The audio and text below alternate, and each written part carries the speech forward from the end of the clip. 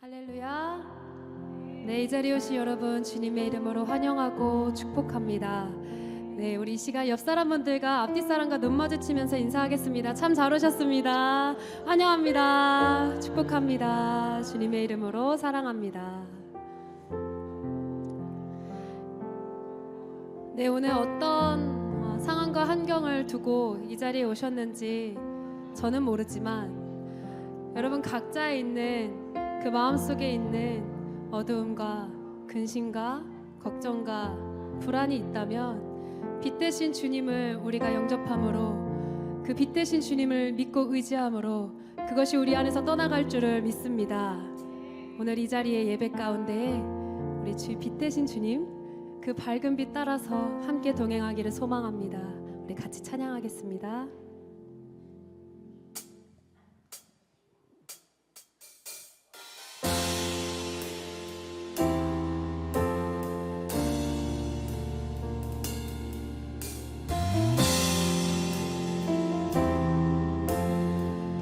햇살보다 밝게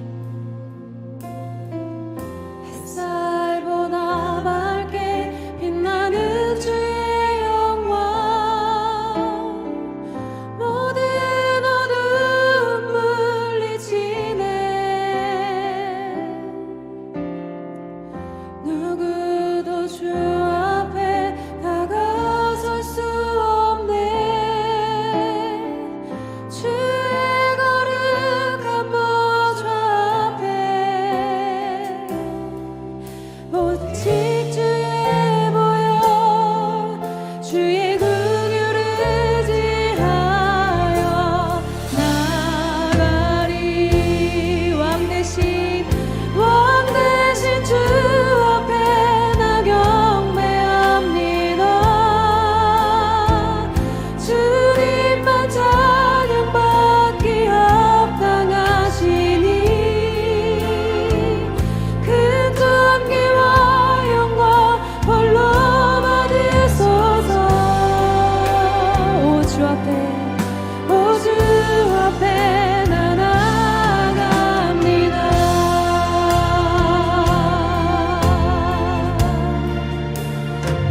우리의 힘이 아니라 빛 대신 주님 의지하며 나아갑니다. 우리 같이 찬양합시다. 햇살보다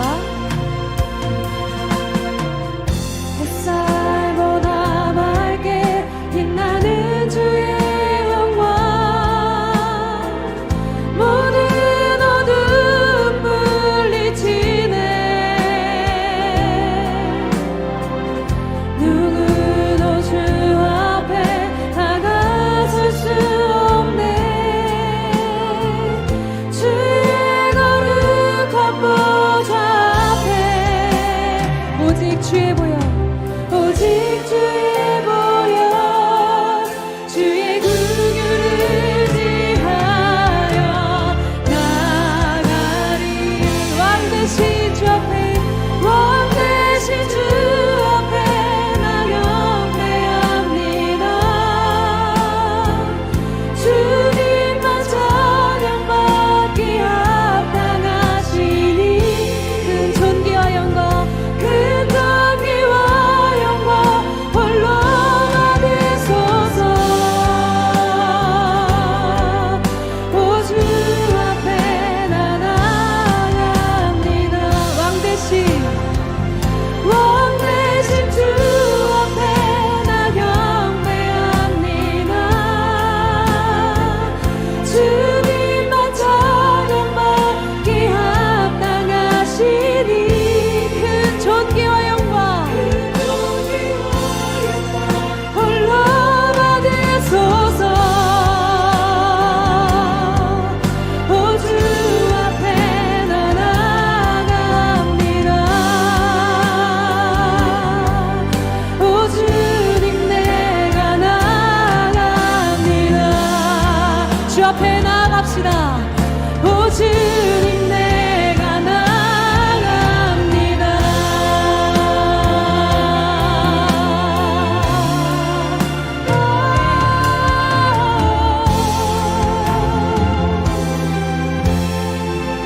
할렐루야 우리 왕 되신 주님 앞에 영광과 감사의 박수 올려드립시다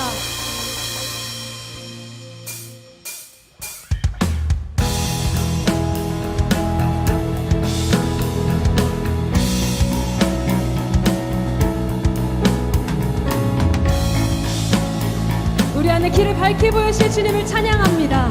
우리 같이 찬양합시다.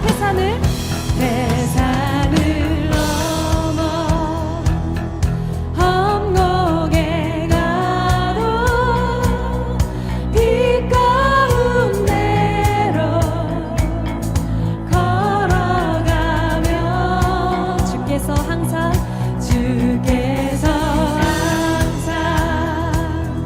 지키시기로 우리에게 약속한 그 말씀 변치 않네. 다시 한번 고백합니다. 태산을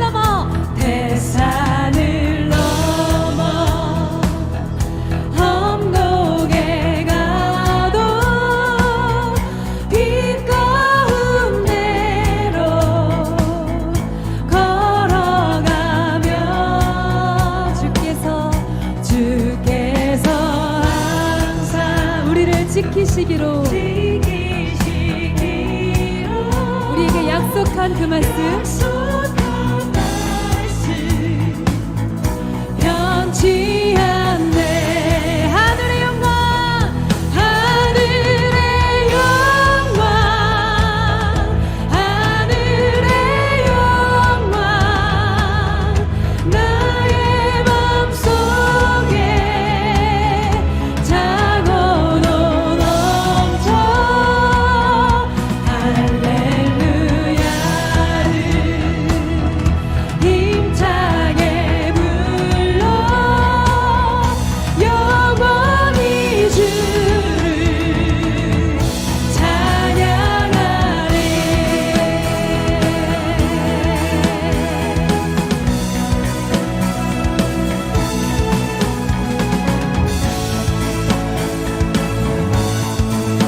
우리 같이 찬양합시다. 캄캄한 밤에 다닐지라도 주께서 나에게 길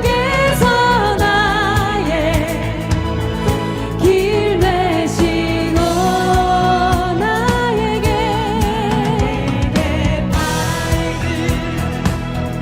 빛이 되시니 길 잃어버린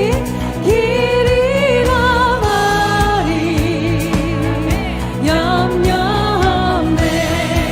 하늘의 영광 하늘의 영광 하늘의 영광 나의 맘속에 차고도 넘쳐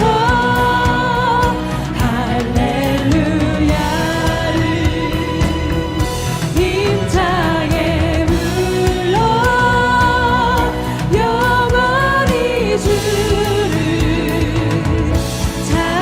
찬양하네. 3절로 고백합니다.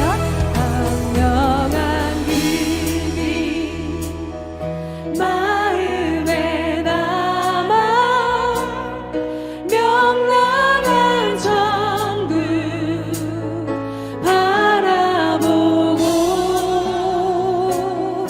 할렐루야를 힘차게 날마다 빛 가운데로 날마다 빛에 걸어가리.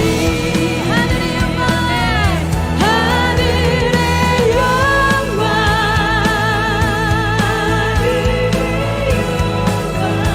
우리의 마음속에 차고도 넘쳐 할렐루야를 힘차게 불러 영원히 주를 찬양. 우리 마지막으로 다시 고백합니다. 하늘의 영광 하늘의 영광 하늘의 영광 나의 맘속에 차고도 넘쳐 할렐루야를 힘차게 불러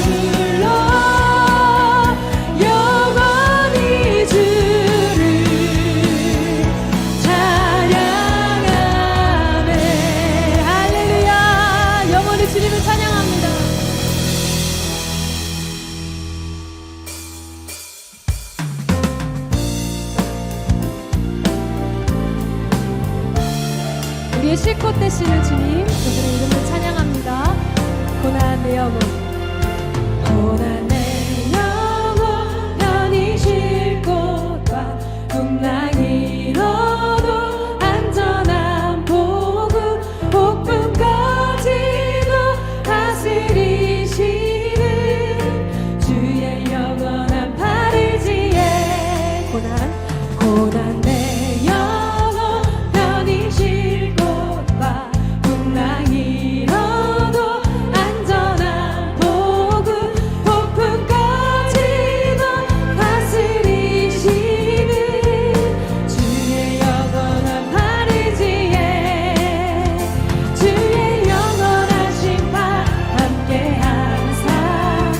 항상 나를 붙드시니 어느 곳에 가든지 요동하지 않음을 주의 발을 의지함. 2절로 고백합니다. 세상 친구들 나를 버려도 예수는 함께 동행함으로 주의 은혜가 충만하리니 주의 영원한 의지에 3절로 고백할게요. 나의 믿음이 연약해져도 미리 예비한 힘을 주시며 위태할 때도 안보하시 주의 영원한 팔, 주의 영원한 팔을지에 주의 영원하신 팔 함께 하사 항상 나를 붙드시니 어느 곳에 가든지 요동하지 않음을 주의 발을 의지함이라.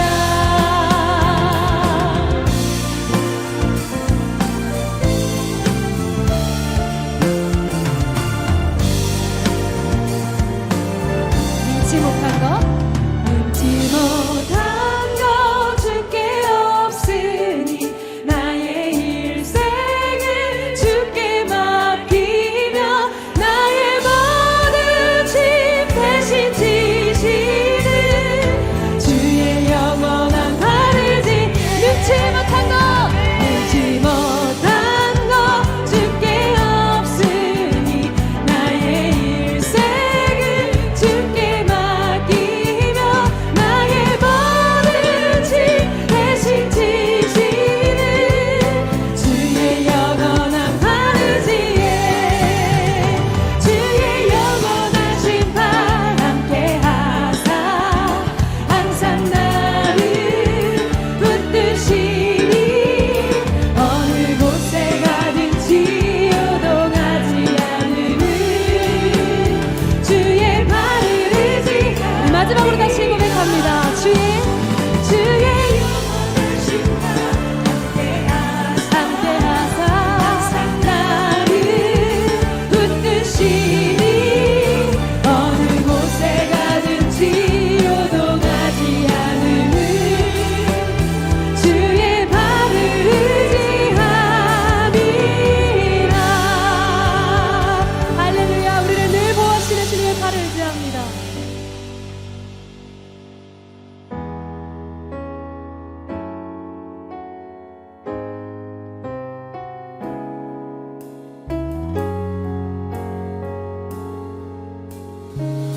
같이 고백합시다. 예수는 내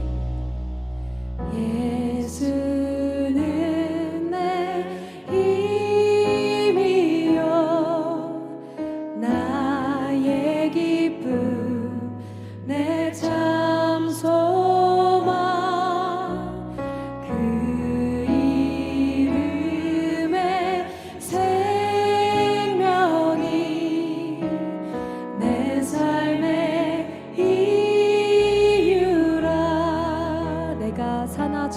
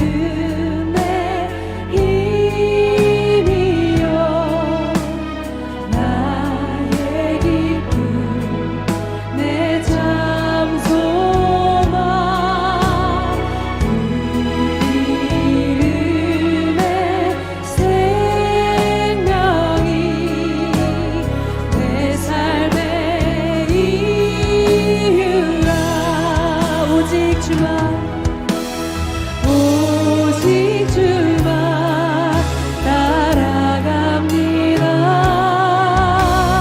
오직 주만 높임 받으소서.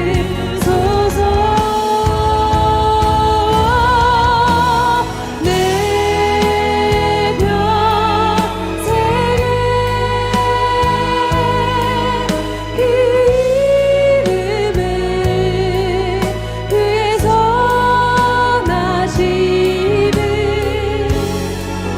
세상에 노래합니다. 그 이름에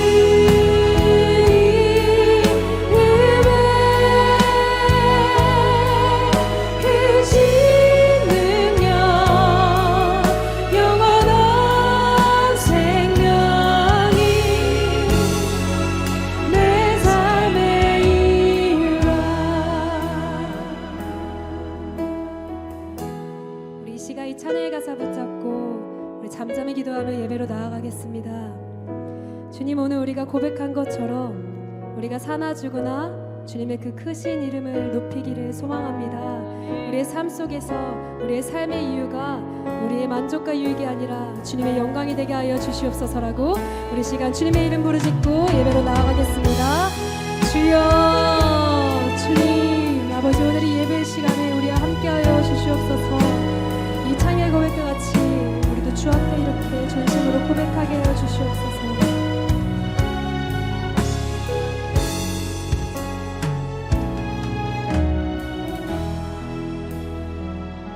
우리의 힘이 되시고 우리의 기쁨이 되시며 우리의 소망이 되신 주님을 찬양합니다. 오늘도 주님의 그 은혜를 입은 주의 백성들이 주의 전에 나와 주님을 예배하며 나아갑니다. 하나님, 우리의 생전에 주님의 구원을 찬양하고 우리의 평생에 주의 선하심과 인자하심과 자비하심을 찬양하는 우리 모두의 삶이 되게 하여 주시옵소서. 오늘도 우리가 예배를 하는 가운데 사람의 마음을 만족시키는 예배가 아닌 하나님의 마음을 기쁘시게 하는 예배가 되게 하여 주시고, 또한 우리가 하나님을 예배하는 가운데 우리의 뜻이 이루어지는 것이 아니라 오직 하나님만 높임을 받으시며 하나님의 뜻이 이루어지는 복된 예배 되게 하여 주시옵소서. 사모하며 나아가는 자들마다 그 영혼의 만족함을 얻게 하여 주시며 이 예배를 통하여 우리의 영성이 회복되어지며 오직 주님만이 높임을 받으시고 영광을 받으시는 복된 예배 되게 하여 주옵소서. 감사드리며 예수님의 이름으로 기도하옵나이다. 아멘. 자, 우리가 이제 또 마태복음으로 돌아왔습니다. 자, 오늘 본문을 보면은 예수님께서 따로 제자들을 불러다가 이제 앞으로 일어나게 될 일에 대하여 이제 말씀을 하십니다. 그런데 그 말씀이 너무 무시무시한 말씀을 하시지요. 바로 예수님께서 죽으실 것에 대해서 말씀을 하십니다. 이제 예루살렘에 올라가게 되면은 대제사장들과 또 서기관들에 의해서 조롱과 핍박을 당하게 되고 또 로마 군인들에 의해서 채찍을 맞으시며 결국은 십자가에 달려 죽게 되실 것을 말씀을 하세요. 예수님은 완전한 인간이셨습니다. 그래서 인간이 느끼는 모든 것을 함께 느끼셨어요. 그래서 이제 곧 예루살렘에 올라가서 닥치게 될 고난과 죽음에 대하여 예수님의 마음은 심히 두렵고 고통스러우셨을 겁니다.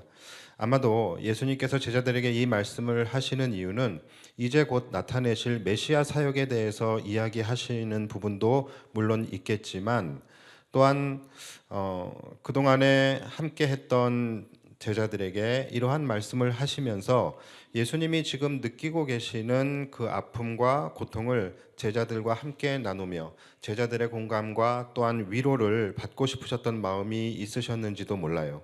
자, 그런데 오늘 제자들의 모습을 보면은 너무나 실망스럽습니다. 자신의 죽음을 이야기하며 아픔과 고통을 나누고 계시는 그 예수님의 말씀에 이들은 별로 관심이 없는 것 같아요. 심지어 그들 중에는 예수님의 죽음을 이야기하는 그 와중에도 자기 생각만 하고 자기 앞길만 생각하는 제자들이 있었어요. 그들이 누굽니까? 그들은 너무나 실망스럽게도 예수님이 가장 사랑하시던 제자 3명 중에 2명이었습니다. 바로 야고보와 요한 형제들이에요. 오늘 본문 20절을 보면 그때에 세베대의 아들의 어머니가 그 아들들을 데리고 예수께 와서 절하며 무엇을 구하니 예수께서 이르시되 무엇을 원하느냐 이르되 나의 이 2 아들들을 주의 나라에서 하나는 주의 우편에 하나는 주의 좌편에 앉게 명하소서. 자, 정말 대단하지 않습니까? 제가 오래전에 인터넷을 이렇게 보니까 한 여자가 양다리를 걸치다가 걸렸어요. 그래서 남자가 울면서 여자에게 이별을 통보합니다. 그런데 이 여자가 하는 말이 가관입니다. 오빠가 나에게 준 카드만큼은 뺏지 말아줘 라고 이야기를 했다고 합니다. 참 대단하지 않아요? 그런데 여러분, 제자들도 지금 전혀 다르지 않은 반응을 보이고 있는 거예요. 예수님께서 이 자신의 처참한 죽음과 장차 받을 고난에 대하여 말씀하고 계시는데 이들의 관심은 오직 주님의 우편과 좌편에 앉아서 한 자리 하겠다라는 거였어요. 그것도 비겁하게 어머니를 시켜서 말을 한 것입니다. 자, 이 말을 들은 예수님께서 이들에게 뭐라고 말씀을 하십니까? 너희가 무엇을 구하는지 알지 못하는도다. 이렇게 말씀을 하세요. 이 말씀이 무슨 뜻일까요? 너희가 내 마음을 그리고 또 내가 행하여야 할 메시아의 사역을 그리고 또 내가 이루어야 할 이 십자가의 사역 이 모든 것들을 너희가 조금이라도 이해하고 헤아렸다면 어떻게 이런 것을 구할 수 있겠느냐라는 거예요. 너희가 정말 나를 사랑하는 마음으로 나의 좌편, 나의 우편에 앉기를 원하는 것이라고 한다면 너희가 내가 마시는 이 고난의 잔을 함께 마실 수 있겠느냐라고 물어보시는 것입니다. 자, 그것이 오늘 본문 22절이에요. 예수께서 대답하여 이르시되 너희는 너희가 무엇을 구하는지 알지 못하는도다. 내가 마시려는 잔을 너희가 마실 수 있느냐? 그들이 말하되 할 수 있나이다. 이렇게 이야기를 해요. 자, 이들은 과연 진짜로 주님이 마시는 고난의 잔을 마실 수 있을까요? 아니, 주님이 마시려는 잔이 무엇인지 알기나 할까요? 관심이나 있을까요? 자, 우리는 아니라는 것을 이미 알고 있습니다. 예수님께서 고난의 잔을 마실 때 이들이 어떻게 했습니까? 다 뿔뿔이 도망갔어요. 저는 이번 주 중에 기도하는 가운데 주님이 저에게도 똑같은 말씀을 하고 계신다라는 것을 느꼈습니다. 네가 무엇을 구하는지 알지 못하는구나. 저는 지난주에도 여느 때와 같이 동일한 기도 제목을 가지고 교회를 위해서 또 우리 성도들의 삶의 안위와 평안을 위해서 그리고 이제 하나님께서 허락하실 25년도의 새 영광교회의 사역을 위해서 목회 계획을 위해서 기도하고 있었습니다. 그런데 오늘 이 본문의 말씀을 묵상하다가 순간적으로 내가 지금 구하고 있는 것이 어찌 보면 내가 지금 하나님의 마음을 헤아리지 못하는 그런 기도를 드리고 있는 것일 수 있겠구나라는 생각을 했습니다. 지금 하나님의 마음이 어디를 향하고 계신지 그리고 하나님의 지금 탄식 소리를 내가 지금 듣지 못하고 하나님의 마음과 동떨어진 기도를 지금 드리고 있지는 않은가라는 그런 생각을 했습니다. 우리 모두가 다 잘 아시겠지만 지난 한 주간 동안에 우리나라에 엄청난 일이 있었죠. 이 나라에 비상계엄이 선포가 되어지고 또 그런 말미암아 모든 국민들이 또 불안에 휩싸이게 되었고 또 정치적으로는 극한 대립과 갈등이 최고조에 이르게 되었습니다. 어제는 우리가 탄핵을 표결할 만큼 이 정쟁과 극한 대립과 갈등이 지금 최고조에 이르게 되었어요. 한 주간 우리 대한민국은 계엄 선포와 그 후폭풍의 소용돌이 속에서 정말로 너무나 심한 몸살을 앓았고 지금도 앓고 있습니다. 그리고 언제 끝날지 잘 모르겠어요. 주님이 세우신 이 나라입니다. 성경으로 시작된 이 나라인데 이러한 이 나라의 상황을 지켜보시는 주님의 마음은 어떠실까? 주님은 얼마나 탄식하고 계실까? 그러니까 이런 상황 속에서 주님께서는 이 땅의 한국교회와 한국교회의 성도들을 향하여 말씀하고 싶으신 것이 있으실 텐데 지금 한국교회와 한국교회의 성도들이 지금 불안한 이 나라의 미래를 붙잡고 뜨겁게 기도하기를 하나님께서는 원하고 계실 텐데 저는 그저 그냥 우리 교회와 우리 성도들의 안녕과 평화만을 구하고 있지 않았는가? 주님께서 저에게도 네가 무엇을 구해야 하는지 알지 못하는구나 라고 말씀하시는 것 같았어요. 여러분, 제가 기도에 대해서 말씀을 드렸지만 여러분, 기도의 응답, 우리가 기도를 하는 이유는 응답받기 위해서 기도를 하는 것이죠. 그런데 이 기도의 응답의 원리가 어떻게 되어지느냐? 기도의 응답은 기도하는 자에 의해서 응답이 결정되는 것이 아니라 기도를 들으시는 분에 의해서 응답의 여부가 결정이 되는 것입니다. 다시 말해서 우리는 우리가 기도를 드리는 우리 기도의 대상인 하나님의 마음이 지금 어디를 향하고 있는지를 우리는 알고 기도해야 된다는 거예요. 우리가 무엇을 어떻게 기도하느냐는 중요하지 않아요. 그 기도를 들으시는 분의 마음이 움직여야지 기도의 응답이 이루어지게 되는 것입니다. 그러기 위해서는 우리는 반드시 기도를 할 때에 기도를 들으시는 주님의 마음이 지금 어디로 향하여 있는지를 우리는 알고 기도해야 하는 것입니다. 그런데 항상 우리는 주님의 마음을 헤아리지 못해요. 우리는 주님의 마음을 헤아리지는 못하면서 주님은 우리의 상황을 헤아려 주시기를 원하는 그런 기도를 드리게 됩니다. 그렇다면 과연 주님의 마음이 움직이실 수 있겠습니까? 예수님은 제자들이 지금 그분의 마음이 어떤지를 헤아리고 예수님이 얼마나 지금 아파하시는지, 얼마나 두려워하시는지, 얼마나 고통 가운데 계신지 그분이 지셔야 할 십자가의 마음을 제자들이 함께하고 같이 하기를 예수님은 원하셨어요. 그러나 제자들은 그 주님의 마음을 헤아리기보다는 주님이 자신의 인생을 헤아려 주기를 원하고 구하고 있었던 것입니다. 주님이 죽으시는 것에는 관심이 없고 자신들이 사는 것에만 관심이 있었고 자신들이 높아지는 것에만 관심이 있었던 것입니다. 여러분, 오늘날 혹시 우리의 기도도 이러하지는 않습니까? 우리는 하나님 앞에 기도한다고 앉아서 기도를 시작하지만 내가 지금 기도하고 있는 이 시점에 현재 하나님의 마음이 어디를 향하고 계시는지, 주님이 지금 아파하고 계시는 부분이 어떤 부분인지, 주님이 지금 탄식하고 계시는 부분은 어떠한 부분인지, 나에게 주님은 무엇을 말씀하고 계시는지 여기에 대해서 생각해 보며 주님의 마음을 헤아리는 그러한 기도를 드려본 적이 있으십니까? 아니면 주님의 마음에는 별 관심이 없고 그저 내가 하고 싶은 말만 주구장창 쏟아내다가 내가 주님과 깊은 교제를 나누었다고 착각하며 스스로 뿌듯해하며 기도의 자리를 일어나고 계시지는 않으십니까? 여러분, 우리가 사람을 만나고 사람과 관계를 하고 사람과 대화를 할 때도 우리는 상대방의 마음을 살피면서 대화를 합니다. 상대방의 마음을 배려하면서 그와 관계를 갖게 됩니다. 만약 내가 누군가에게 부탁을 하고 요청을 해야 할 때에는 더더욱 상대방의 마음을 살피게 되지 않겠습니까? 우리가 한낱 사람에게도 그렇게 하는데 우리가 가장 높으신 주님 앞에서는 그렇게 하지 않는다라는 거예요. 지금 주님의 마음이 어떠한지는 우리의 마음에 관심이 없고 우리가 그것을 헤아리려고 하지도 않고 궁금해하지도 않아요. 그냥 주님은 내가 말하는 것만 들으시면 된다라는 생각으로 기도를 하게 됩니다.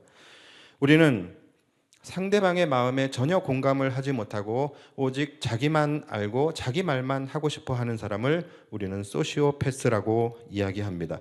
그런 자들과는 우리는 대화를 하고 싶어 하지 않아 해요. 혹시 주님이 우리를 그렇게 생각하고 계시지는 않을까? 주님이 우리의 기도를 듣고 싶어 하지 않으시는 것은 아닐까? 혹시 오늘 말씀의 제목처럼 내가 영적 소시오패스는 아닐까? 우리가 한번 생각해 보기를 바랍니다. 저희 어머니가 돌아가셨을 때에 저에게는 세상이 무너지는 것 같았습니다. 왜냐하면 제가 이상하게 왠지는 왜 그랬는지는 모르겠지만 어렸을 때부터 저의 걱정이 뭐였냐면 우리 엄마 죽으면 어떡하지라는 걱정을 했어요.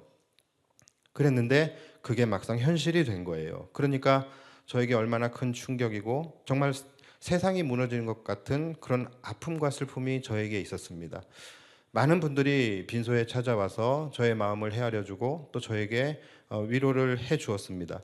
그런데 그 가운데서 기억에 나는 친구 2명이 있어요.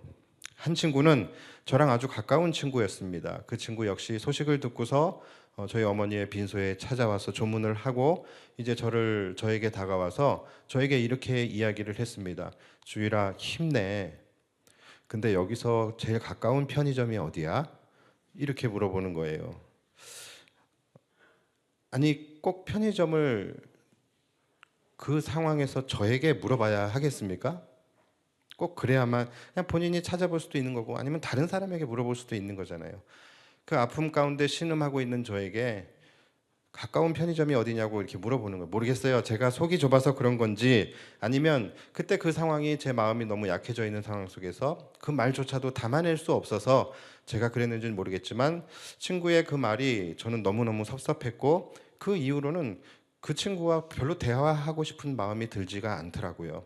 그리고서 그냥 그러다 보니 또 서서히 멀어지게 되더라고요. 그리고 또 한 친구가 있어요. 또 한 친구가 있었는데 그 친구는 정말로 저랑 별로 평상시에 친하게 지냈던 친구가 아니에요. 심지어 과도 다른 과였어요. 그런데 그 친구가 온 거예요. 저는 그 친구가 왔다는 것만으로도 놀랍고 너무 고마웠습니다. 그런데 그 친구가 조문을 하고서 이제 저에게 다가와서 저를 꼭 안아주면서 그 친구가 흐느껴 울더라고요. 그리고서 아무 말도 하지 않았어요. 아무 말도 하지 않고 저를 등을 이렇게 몇 번 두드려 주고 갔습니다. 그리고서 그 친구는 아무 말 하지 않고 3일 동안 빈소를 지켰어요. 수많은 사람들이 왔다 갔고 수많은 위로를 받았지만 저는 그 친구의 위로가 가장 위로가 되었고 가장 고마운 친구였습니다. 그리고 저는 그 친구와 지금까지도 가깝게 지내고 있고 또 그 친구를 위해서는 저도 또 무엇이든지 할 수 있다라는 마음으로 그 친구와 관계를 하고 있습니다. 사실은 아무것도 아니에요. 아무것도 아니에요. 정말 한 사람은 그냥 저에게 편의점이 어디 있냐고 물어봤던 거고 한 사람은 그 말조차 그냥 하지 않고 저를 꼭 안아준 것뿐이에요. 그런데 나의 마음은 너무 달라요. 나의 마음 속에는 나를 공감해주고 나의 아픔을 함께 나누었다라는 것. 그것이 저에게 그렇게 크게 느껴지는지 몰랐어요. 이거 하나 때문에 저는 지금도 그 친구와 좋은 관계를 유지하고 있고 앞으로도 그 친구에게 무슨 일이 있을 때 저 또한 언제라도 발벗고 나설 준비가 되어 있습니다. 여러분, 우리가 예수님을 나의 친구라고 많이 고백을 합니다. 그리고 찬양 중에서도 예수님은 나의 친구라는 찬양이 많이 있어요. 자, 우리가 이렇게 예수님을 나의 친구라고 고백을 하는데 그렇다면 여러분은 예수님에게 어떤 친구이십니까? 우리는 주님이 나의 친구가 되어 주기만을 바라지 내가 주님의 어떤 친구가 될까에 대해서는 고민하지 않아요. 좀 더 정확히 이야기하면 주님이 내가 필요할 때 내 곁에 있어주는 나의 친구가 되어 주기를 원하지 내가 주님의 친구가 되어 주기는 원하지 않는 것 같아요. 여러분은 주님의 어떤 친구이십니까? 주님이 지금 아파하고 계시는데 심지어 나 때문에 아파하고 계심에도 불구하고 대뜸 찾아가서 내 할 말만 하고 내 부탁만 하고 돌아오는 그런 친구이십니까? 아니면 먼저 나의 친구 대신 주님의 마음을 헤아리려고 하고 주님의 아픔을 함께 나눌 수 있는 그런 친구이십니까? 예수님은 과연 어떤 친구와 더 깊이 교제하기를 원하실까요?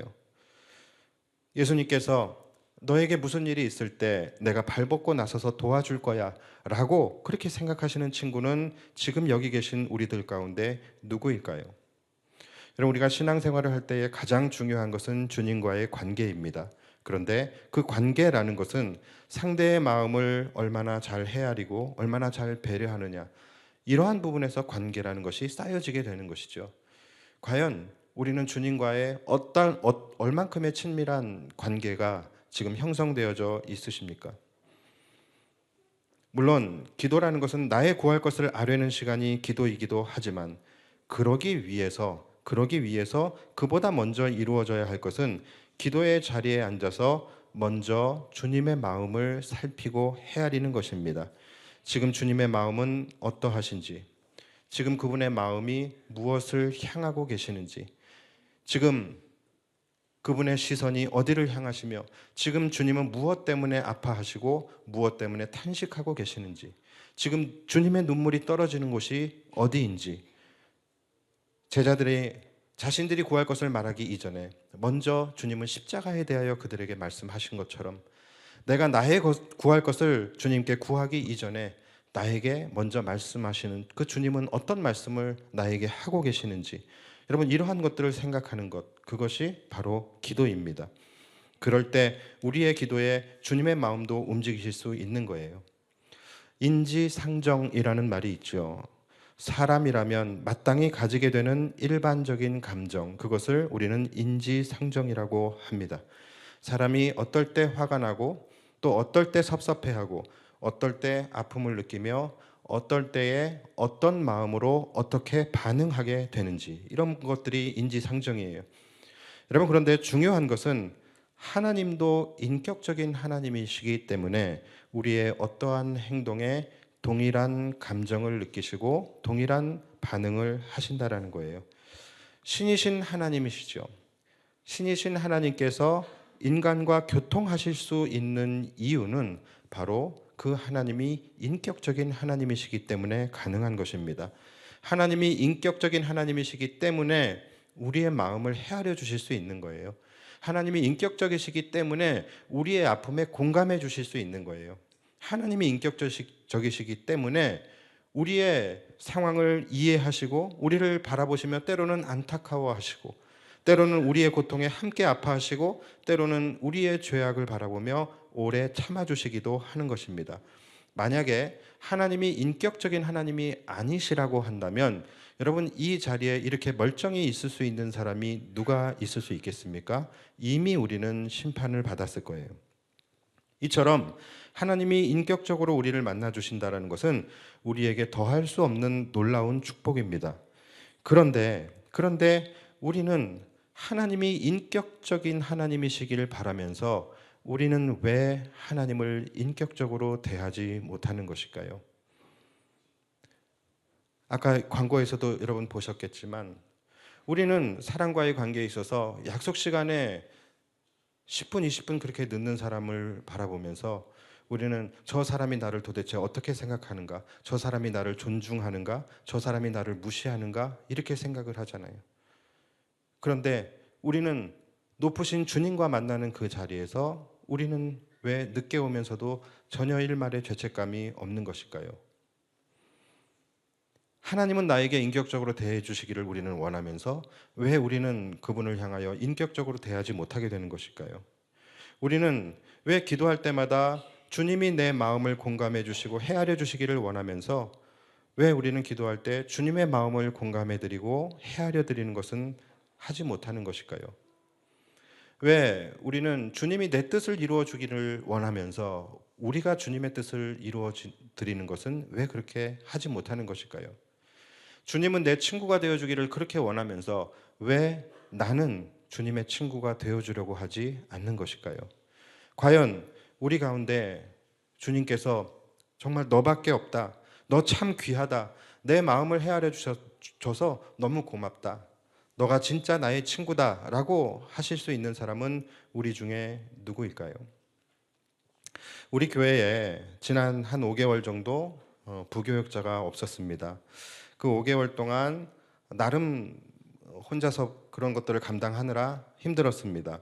자, 교회 안에서 그 5개월 동안 여전히 얼마나 많은 사람들이 교회를 드나들고 오고 가고 또 그 가운데서 얼마나 많은 대화들이 오고 갔겠습니까? 그런데 그 중에서 정말로 딱 한 분만 저에게 찾아오셔서 목사님, 교역자도 없이 혼자서 이렇게 전전긍긍 하시는데 얼마나 힘드세요? 이렇게 말씀을 하시더라고요.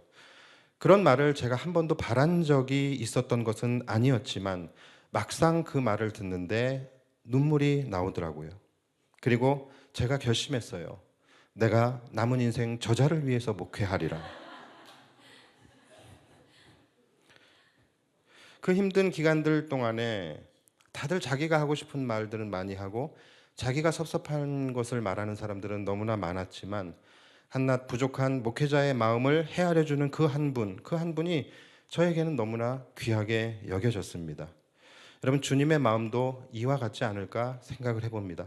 물론 우리 교회 분들 중에서 겉으로는 말은 하지 않았지만 묵묵히 교역자의 빈자리를 채우기 위해서 또 교회가 흔들리지 않도록 각자 역할을 감당해 주신 우리 간사님들을 비롯하여 많은 평신도 사역자들이 있었습니다. 그분들 때문에 우리 교회가 평안할 수 있었고, 그래서 저는 이 시간이 참 귀하다고 느꼈습니다. 이 시간 하나님께서 허락한 시간이구나. 왜냐하면 이 시간을 통해서 우리 교회가 더욱더 단단해졌고, 또 이 시간을 통해서 또 너무나 귀한 일꾼들이 세워졌기 때문에 그래요. 그런데 제가 느꼈던 그러한 마음들이 예수님도 동일하게 느끼시지 않을까? 예수님에게 찾아오는 사람들이 얼마나 많이 있겠습니까? 전 세계적으로 예수님을 믿는다고 하는 자들, 예수님께 기도한다고 하는 자들이 얼마나 많이 예수님께 찾아가 문을 두드렸겠습니까? 그런데 그 많은 사람들 중에서 과연 예수님의 마음을 헤아리는 사람은 얼마나 되었을까? 그리고 그러한 사람이 있을 때 예수님의 마음은 얼마나 기쁘셨을까?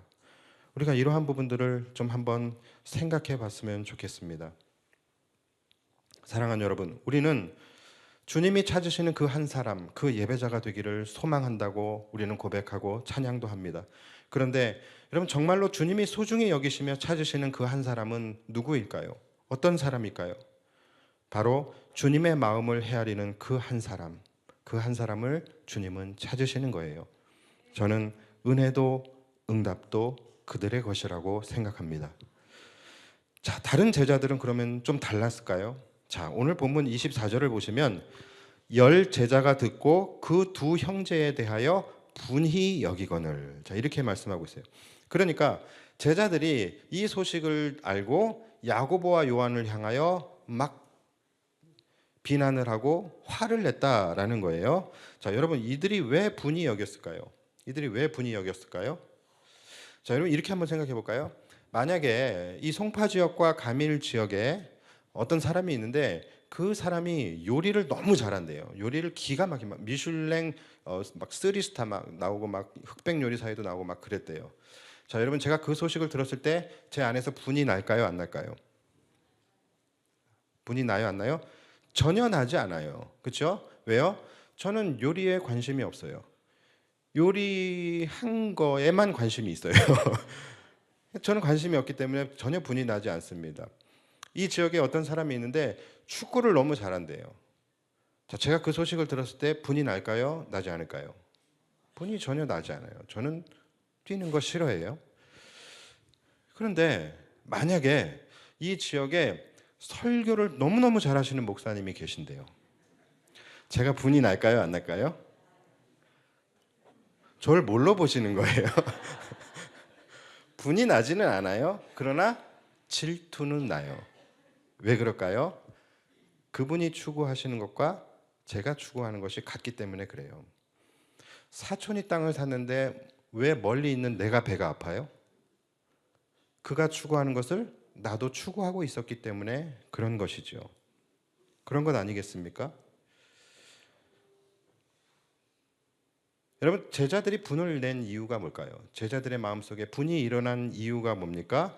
결국은 그들 역시 도찐 개찐이었다라는 거예요. 그들 역시도 예수님의 마음을 이해하기보다는 자신의 영달에 관심이 더 많았던 거예요. 그러니까 화가 나는 거예요.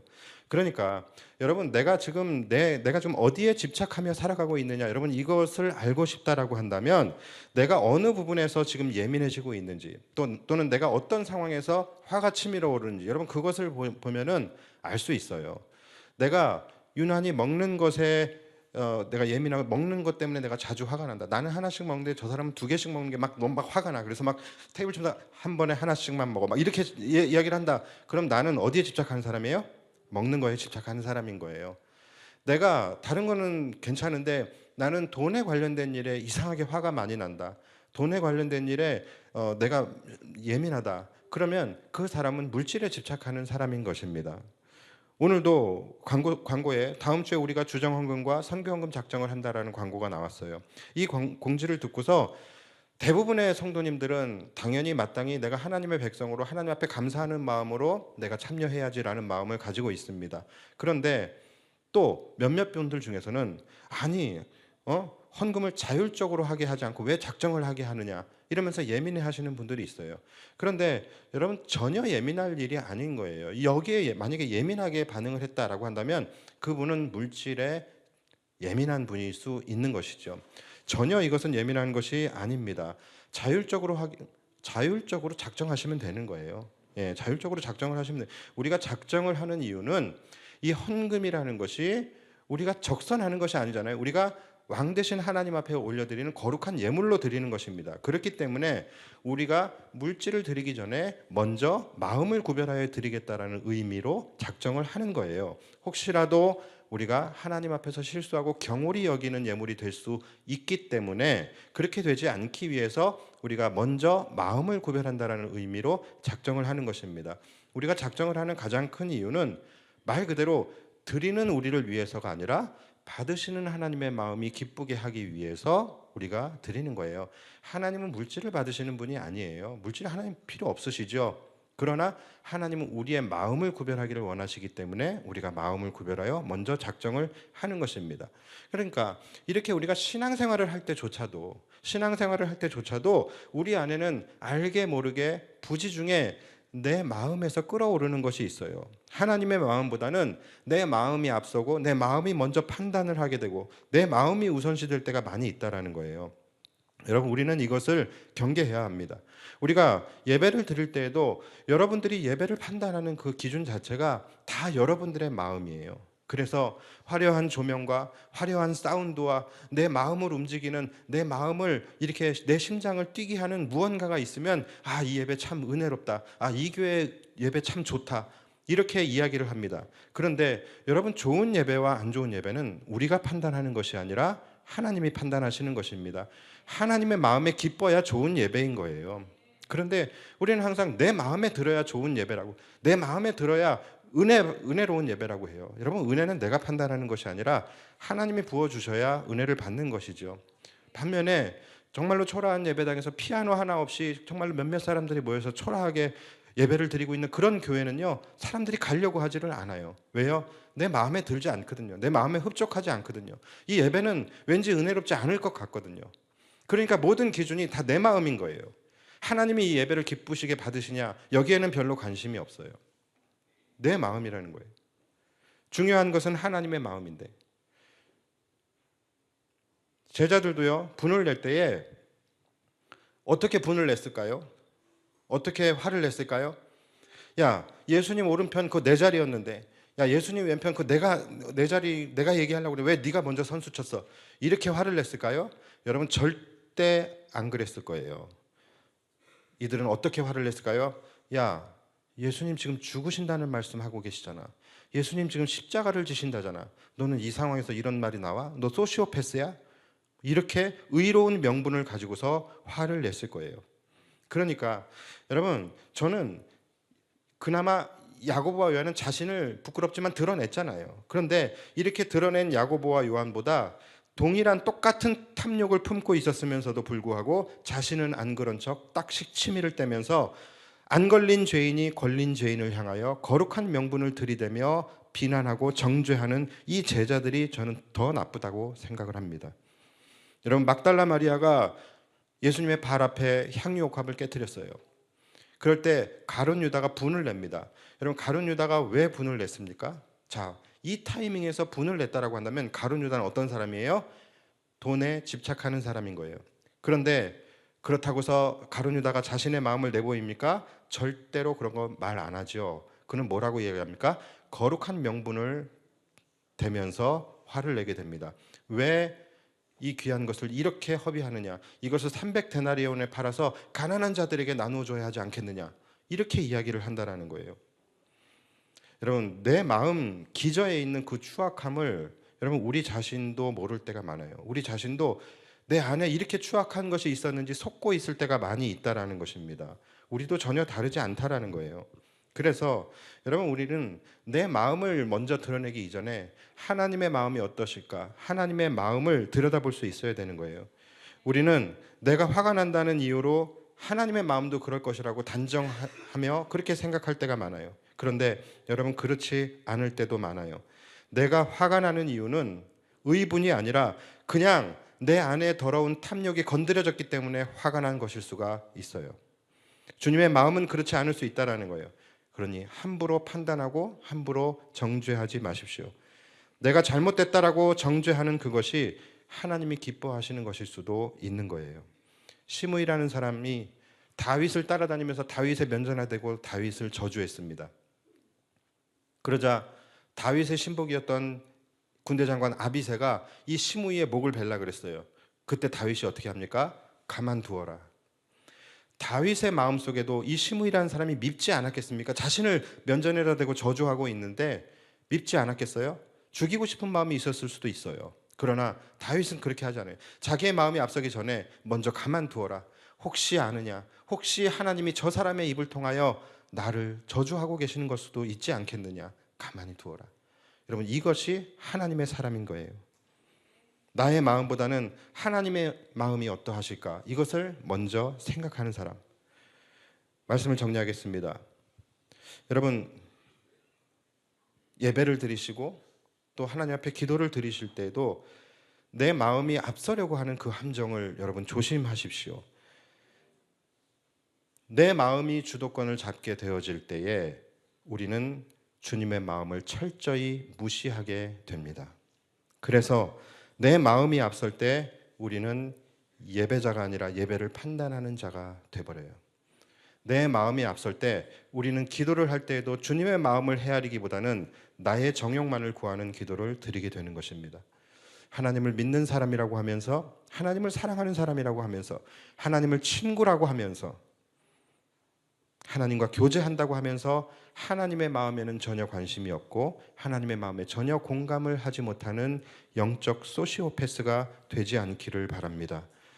항상 나의 마음보다는 하나님의 마음을 살피시고 하나님의 마음이 있는 그곳에 나의 마음이 있고 하나님의 눈이 바라보시는 곳을 나의 눈도 바라보고 하나님의 눈물이 머무는 곳에 나의 눈물도 있게 되어주는, 그래서 주님이 내 안에, 내가 주님 안에 거하는 그러한 삶이 되시기를 주님의 이름으로 축복합니다. 여러분, 그것이 주님과의 동행이에요. 기도할 때 내 기도 하셔야죠. 내 기도 하셔야 되는데 내가 내 기도를 하기 위해서 주님 앞에 엎드렸을 때 먼저 하나님의 마음을 헤아리십시오. 여러분, 지금 하나님은 이 나라를 바라보며 탄식하고 계십니다. 그렇다라고 한다면 우리는 잠시 내 기도를 내려놓고 이 나라와 민족을 위해서 뜨겁게 눈물로 기도해야 하는 것입니다. 내 기도해야지요. 그러나 먼저 내가 주님의 마음을 헤아렸을 때 주님의 마음이 지금 2025년도 새 영광교회를 바라보시며 꿈을 꾸고 계셔요. 그렇다라고 한다면 우리 성도들은 지금 내 기도 잠시 내려놓고 새 영광교회의 비전을 놓고 함께 우리가 기도해야 할 때이라는 것이죠. 여러분, 그럴 때에 우리의 기도가 응답되어지는 것이죠. 그럴 때에 하나님의 마음이 움직이시는 거예요. 그래서 정말로 우리가 하나님의 마음을 기쁘시게 하는 교회, 그리고 하나님의 마음을 시원케 해드리는 성도들이 되어주시기를 주님의 이름으로 축복합니다. 기도하겠습니다.